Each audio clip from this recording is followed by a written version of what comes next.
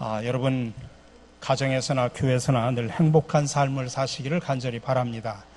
특별히 우리 부부 관계도 참 행복하기를 간절히 바랍니다. 부부가 행복하기 위해선 세 가지 비결이 있다고 합니다. 첫 번째로 서로 많이 웃으시기 바랍니다. 또 웃을 일이 많아지기를 바랍니다.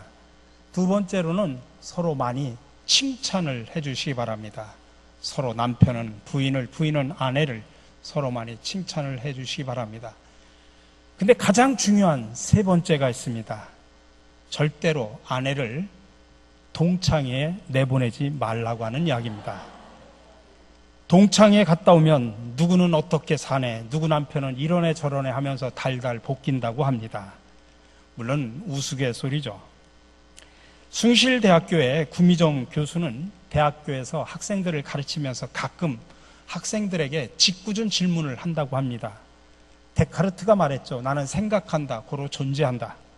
유명한 말을 남겼는데, 자, 여러분들은 무슨 말을 남기겠습니까? 라고 그렇게 묻고 칠판에다가 나는 생각한다를 빼고 가로를 쳐놓고 고로 존재한다, 이렇게 크게 써놓고 괄호를 채워보라고 이야기를 했다고 합니다. 여러분들도 한번 생각을 해보십시오. 대부분의 학생들이 곤혹스럽게 생각을 하다가 이야기를 시작을 한다고 합니다. 어떤 학생이 나는 취업한다, 고로 존재한다. 요즘에 참 취업난에 시달리는 우리 젊은이들의 이야기가 담겨져 있죠. 또 누가 이야기합니다. 나는 연애한다, 고로 존재한다. 또 힙합풍의 옷을 차려입은 폭주족 남학생이 일어나서 이야기를 합니다. 나는 질주한다, 고로 존재한다. 하지만 가장 많은 지지와 공감을 얻은 이야기는 이것이라고 합니다. 나는 쇼핑한다, 고로 존재한다 라고 이야기를 했다고 합니다. 하루라도 뭔가를 사지 않고는 못 베길 만큼 소비에 길들여진 그런 현대인들의 생활 양식을 아마 이보다 더 절묘하게 표현한 말은 없을 것입니다. 우리가 잘 알고 있는 에릭 프롬이라고 하는 사회학자는 사랑의 기술이라고 하는 유명한 책을 썼는데 한국 사람들에게는 소유냐 존재냐라고 하는 책으로 많이 알려져 있습니다. 에릭 프롬은 이 책 속에서 인간의 삶의 방식을 두 개로 나눴습니다. 소유하는 존재가 있고 존재하는 소유가 있다. 소유하는 삶이 있고 존재하는 삶이 있다. 그리고 어느 것을 택하느냐에 따라서 그 사람의 모든 것이 달라진다라고 이야기를 합니다. 영국에서 미국으로 사람들이 이주할 때의 이야기입니다. 동부에 살던 사람들이 서부에 금들이 많다고 하는 소문을 듣고 이주를 하기 시작을 합니다. 근데 바로 그 개척 시대에 두 종류의 무리들이 있었습니다. 한 무리들은 먼저 빨리 가서 금광을 다 차지하려고 말을 모는데 아주 가혹하게 말을 매일 몰아쳤습니다. 그래서 수많은 말들이 지쳐 쓰러져 죽습니다. 사람들도 병들어 죽습니다. 그래서 그렇게 해서 간 곳이 바로 남미였습니다. 오직 황금이었습니다. 소유를 위해서 모든 걸 걸었습니다. 소유를 위한 존재들이었죠. 그러나 동부 중에서도 LA를 중심으로 해서 미국 서부로 간 사람들이 있었습니다. 이들은 몇 달 동안 말을 타고 오면서 안식일이면 편안한 곳에 진을 치고 쉬었습니다. 말도 하루를 쉬게 하고 사람들도 쉬었습니다. 그리고 하나님께 예배를 드리는 것을 잊지 않았습니다. 이들은 존재를 위해서 소유하려고 했던 그런 사람들이었습니다. 먼 훗날 세월이 지나서 결과가 나왔습니다. 완전히 운명이 바뀌었습니다. 소유를 위한 그런 삶을 살았던 사람들은 오히려 지금도 가난합니다. 그러나 존재를 위해서 소유를 시도했던 사람들은 지금 부유하게 삽니다. 그렇습니다. 우리에게는 두 부류의 사람들이 있습니다. 소유하는 삶을 사는 사람들입니다. 오직 소유에 목적을 두는 사람들입니다. 돈이면 다다. 돈이 목적입니다. 여러분들, 우리 한국 사람들, 우리들 보면 이 표현하는 말을 보면 언어가 거의 소유하는 삶의 양식을 그대로 언어로 표현을 합니다. 우리는 모든 걸 표현할 때 다 먹어버린다, 소유하는 개념으로 언어를 사용합니다. 여러분, 요즘 덥죠? 더위 먹었다고 표현합니다. 더위도 먹습니다. 나이 드셨죠? 나이 먹었다고 표현합니다. 심지어 욕도 먹었다고 표현합니다. 벌점도 먹고 골탕도 먹고 애도 먹고 겁도 먹습니다. 옛날에 어느 권투 선수가 저 먼 곳에 가서 권투해가지고 7.8kg 이긴 다음에 한국에다가 전화해서 어머니한테 뭐라고 이야기했습니까? 엄마, 나 챔피언 먹었어. 그렇게 먹었다라고 표현하지 않습니까? 예수님께서 이런 말씀을 하셨습니다. 한 부자가 있었습니다. 어느 해에 농사가 참 잘 되고 풍년이었습니다. 소출이 많고 곡식이 많아졌습니다. 근데 미처 쌓아둘 곡간이 부족했습니다. 그래서 그는 이렇게 중얼거렸습니다.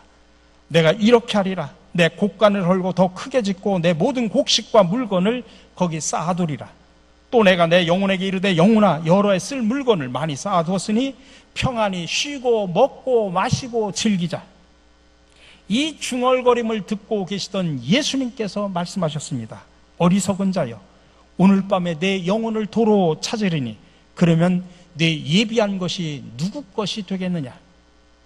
예수님이 말씀하신 이 부자는 소유만을 위해서 살았던 삶을 살았던 사람입니다. 소유하는 존재였습니다. 소유를 목적으로 존재를 파괴시킨 사람입니다. 우리가 잘 알고 있는 성경 말씀에 이런 이야기가 있죠. 낙타가 바늘기로 나가는 것이 부자가 하나님의 나라에 들어가는 것보다 쉬우니라. 소유하는 삶을 사는 것에 대해서 호되게 야단치는 그런 말씀입니다. 그런데 이 말씀의 배경을 우리가 좀 이해할 필요가 있습니다. 예수님 당시에는 적군의 침입을 막기 위해서 성을 쌓고 성 안에서 살았습니다. 근데 해가 지면 성 커다란 문을 닫아버리고 그 문으로는 아무도 출입할 수 없게 되었습니다. 그리고 저 옆에다가 조그만 문 하나를 만들어 놨습니다. 겨우 한 사람 들락거릴 정도의 아주 작은 문입니다. 이 문을 바늘기라고 표현합니다. 혹시 성문이 닫히기 전에 못 들어온 사람은 바로 이 바늘기 문, 작은 문으로 들어와야 됐습니다. 적들이 침범해도 이 문으로 들어오려고 하면 차례차례 죽일 수가 있었습니다. 근데 낙타가 뒤에다가 집을 잔뜩 싣고 들어오려고 하면 그 지었던 짐을 다 내려놓고 낙타 몸만 들어와야 됐던 것입니다. 그런 상황을 아신 예수님께서 그 상황을 보시고 이 말씀을 하신 것입니다. 소유만을 위한 삶은 하나님이 기뻐하는 삶이 아니라고 하는 것입니다. 이런 사람들은 돈 없으면 나는 무시당한다고 생각합니다. 그래서 돈이 상전이라고 여깁니다. 돈이 많아야 사람들이 나를 따른다고 생각합니다. 그래서 그의 존재 목적이 오로지 돈입니다. 또 하나 존재하는 삶이 있죠. 소유는 존재를 위해서 필요한 것이지 소유 자체가 목적이 아닙니다. 여러분, 예수님을 만나기 전에 베드로의 삶이 소유하는 삶이었습니다. 갈릴리 바다에 나가서 어부로 살면서 들 수 있는 대로 수많은 고기를 잡아 소유하려고 발버둥을 쳤던 사람입니다. 그의 눈에는 오로지 고기뿐이었습니다. 소유의 삶이었습니다. 그러나 그가 예수님을 만났습니다. 오른쪽에 그물을 던지라고 하는 그 말씀에 순종하며 던졌더니 고기가 가득 찼습니다. 놀라운 기적이 일어났습니다. 지금까지 정말 배 한가득 소유하려고 하는 것이 목표였습니다. 근데 그 목표보다 오늘은 몇 배나 더 많이 소유하게 되었습니다. 그러나 베드로는 그 예수님을 만난 이후에 소유하는 삶이 아니라 존재하는 삶으로 그의 인생을 바꿔버렸습니다. 예수님을 따라다니면서 예수님을 닮고 예수님을 전하며 사람들을 천국으로 인도하는 것이 얼마나 귀중한 것인가, 바로 이 존재 목적임을 깨달은 것입니다.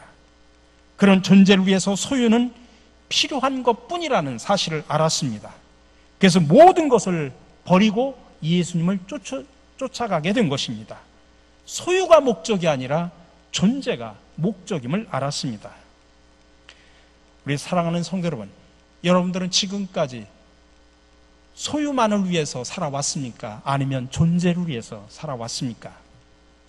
그러나 우리가 여기서 잊어서는 안 되는 두 가지 중요한 사실이 있습니다. 첫 번째로, 돈은 중요한 것이 아니라 필요한 것이라는 것입니다. 돈은 존재를 위해서 필요한 것이, 중요한 것은 돈이 아니라 존재입니다. 그렇기 때문에 여러분, 돈 때문에 여러분의 인격을 망치는 일이 없도록 하시기 바랍니다. 두 번째로는, 가난은 죄는 아니지만은 명예도 아닙니다. 빈 지갑이 명예일 수는 없죠. 그래서 우리가 소유를 부정해서는 안 됩니다.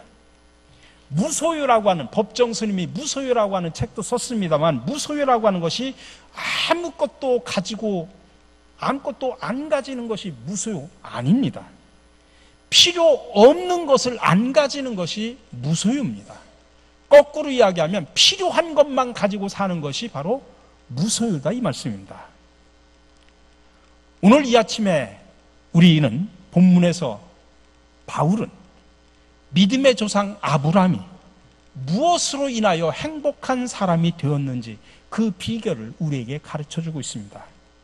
오늘 4절에 보니까 일을 하는 사람에게는 품삯을 은혜로 주는 것으로 치지 않고 당연한 보수로 주는 것으로 생각합니다.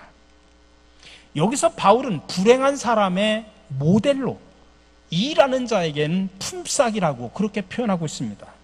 요즘 말로 하면 월급, 임금 말할 수 있죠. 그게 뭐 시간제든 월급제든 연봉제든 일하는 사람은 마땅히 자기가 일한 대가를 받습니다. 열심히 일한 사람은 임금을 당연히 받을 권리가 있죠. 이렇게 자기 공로가 있는 사람은 얼마를 받든 자기가 일한 것에 대한 응당한 보수라고 생각을 하지, 내가 은혜를 입었다, 내가 선물을 받았다, 그렇게 생각하지 않는다는 이야기입니다. 우리가 상식적으로 생각을 할 때 열심히 일해서 마땅한 대가를 받는 것이 얼마나 떳떳하고 보람된 일입니까? 근데 바울은 그런 사람들이 결코 행복한 사람들이 아니라고 이야기합니다. 우리가 세상에서는 일을 해가지고 그 대가를 받는 것은 물론 떳떳하고 보람된 일입니다. 근데 오늘 바울이 이 본문을 통해서 말하려고 하는 것은 여러분들이 땀 흘려 일하고 땀 흘려 일한 대가를 받는 것을 이야기하려고 하는 것이 아니라, 바울이 말하려고 하는 핵심은 우리가 하나님 앞에서는 우리가 무슨 일을 했다고, 내가 어떤 공로가 있다고 나에게 마땅한 대접을 해달라고 주장한다고 하면 그거는 문제가 심각하다라고 하는 그 이야기를 하려고 하는 것입니다. 하나님 보시기에 인간이 이루었다고 하는 그 공로, 하나님 볼 때는 얼마나 볼품이 없는 것이겠습니까? 하나님 앞에서 나 이만큼 일했으니, 하나님을 위해서, 교회를 위해서 내가 이만큼 일했으니 나에게 수고비를 달라 청구서를 내미는 사람은 자신이 해놓은 일에 대해서 오히려 추궁당하는 위치에 서게 됩니다. 이런 사람들이 불행한 사람들이라는 이야기입니다. 반면 바울은 행복의 조건을 가르쳐 줍니다. 오늘 5절입니다. 경건하지 못한 사람을 의롭다고 하시는 분을 믿는 사람이라고 하는 조건을 붙였습니다. 이 말을 개역 개정판에서는 일을 아니할지라도 경건하지 아니한 자라고 표현하고 있습니다. 요즘 말로 표현하면 무슨 백수 건달 같고 무슨 깡패 같은 사람을 말하는 것 같습니다. 근데 그게 아닙니다. 여기서 일 안 하는 사람은 노동을 안 하는 사람을 말하는 것이 아니라 자기 공로를 내세우지 않는 사람을 말하는 것입니다. 하나님 앞에서, 교회 앞에서 나는 목사로서, 나는 장로로서, 나는 권사로서 내가 이런 공로가 있는 사람이니 그에 합당한 대접을 나에게 주시오, 그렇게 큰 소리 치지 않는 사람이라는 뜻입니다. 하나님은 이런 죄인들에게 은혜를 베풀어 주신다는 말씀입니다. 7절 8절입니다. 하나님께서 잘못을 용서해 주시고 죄를 덮어주신 사람은 복이 있다. 주님께서 죄 없다고 인정해 주신 사람은 복이 있다. 이 말씀은 다윗이 시편 32편을 인용한 말씀입니다. 거기에 보면 허물의 사함을 받고 자신의 죄가 가려진 자는 복이 있도다라고 고백을 합니다. 일한 것 없이 하나님께 의로 여기심을 받은 사람은 행복한 사람이라고 하는 뜻입니다. 그런데 이 고백은 정말 놀라운 고백입니다. 바울은 심지어 유대인들이 율법의 시대를 살고 있을 때조차 믿음으로 의롭다심을 받는다고 하는 이 진리가 관통하고 있었다는 사실을 다윗을 통해서 발견하고 있는 것입니다. 유대인들이 아브라함 이후로 율법의 행위를 통해서 마치 삭슬, 임금을 받듯이 의롭다함을 얻는 줄로 생각을 했는데 다윗은 일하는 사람이 아니라 믿는 사람의 행복을 지금 이야기하고 있는 것입니다. 율법이 정해준 대로, 정해준 그 근무 규정대로 일을 해야 삭슬 받고, 그 율법은 이스라엘 백성들에게만 주어진 것이기 때문에 모든 이방인들은 죄인이라고 하는 그런 유대인들의 지금까지의 생각, 그들의 환상이 지금 산산조각이 나는 그런 순간입니다. 우리 사랑하는 성도 여러분, 여러분들의 일생을 되돌아볼 때 여러분들 어느 때가 가장 행복한 시절이었다고 생각이 되십니까? 우리가 객관적으로 생각해 보면 인생에서 가장 행복했던 시절은 부모님의 품속에서 자라던 그런 어릴 때라고 볼 수 있습니다. 그 어린 생명에게는 재산도 명예도 권력도 아무 필요가 없습니다. 그저 부모님의 품에 안겨 있다고 하는 그 자체가 행복한 것입니다. 어린아이가 부모 품속에서 가장 행복했다면 소유가 많아서 행복한 것이 아닙니다. 그대로 존재하고 있는 자체로 존재의 행복을 느낀 겁니다. 존재 행복이 소유의 행복을 넘어서는 것을 볼 수가 있습니다. 그러니 오늘 본문에서는 바로 이 존재의 행복, 어른이 되어서 가장 큰 행복이 있다면 바로 이런 행복이다라고 자신 있게 말할 수 있는 이 존재 행복을 지금 말하고 싶었던 것입니다.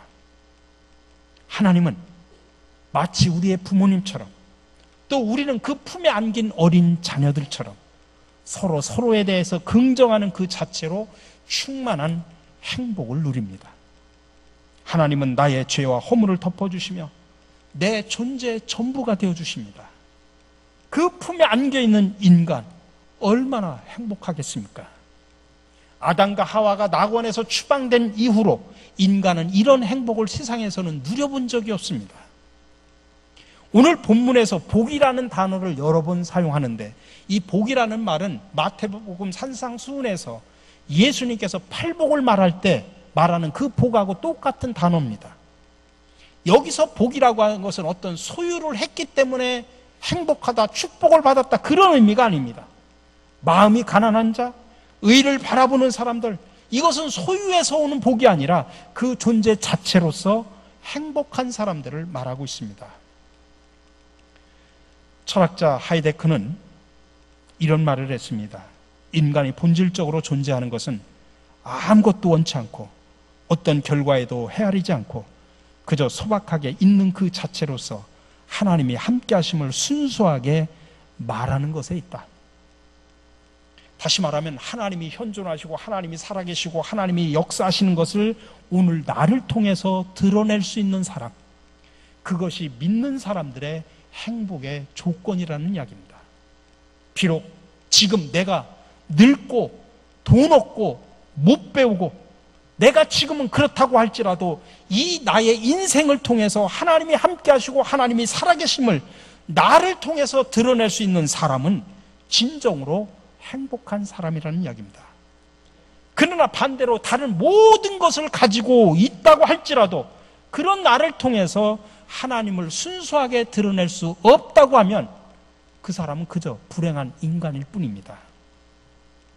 우리 사랑하는 성도 여러분, 여러분은 지금까지 소유만을 위해서 살아오셨습니까? 아니면 존재의 삶을 살아오셨습니까? 우리가 이 물음을 깊이 물으면 물을수록 인간의 행복의 조건은 존재하기 때문에 행복하다고 하는 것을 깨닫게 됩니다. 이게 바로 제일 큰 행복입니다. 그리고 하나님은 이런 사람을 복이 있다라고 말씀하십니다. 그러므로 우리는 어떠한 처지, 어떤 상황에 있든지 나를 통해서 하나님을 순수하게 드러낼 수만 있다면 여러분 행복한 사람임을 믿으시기를 바랍니다. 함께 기도하겠습니다. 하나님 아버지, 저희들은 행복하게 살기를 원합니다. 그래서 여기저기서 행복을 얻기 위해 기민하게 움직이다가 하나님을 잃어버리는 어리석은 삶을 살아왔던 것을 용서하여 주옵소서. 오직 행복이 하나님의 함께 하심을 믿는 데서 오는 것임을 깨닫게 하시고 하나님 안에 거하는 복을 누리게 하옵소서. 이 믿음과 확신을 가지고 세상이 볼 수도 없고 들을 수도 없고 알 수도 없는 행복한 삶을 누리게 하여 주시옵소서. 복의 근원이 되시는 예수 그리스도 이름으로 기도드립니다. 아멘.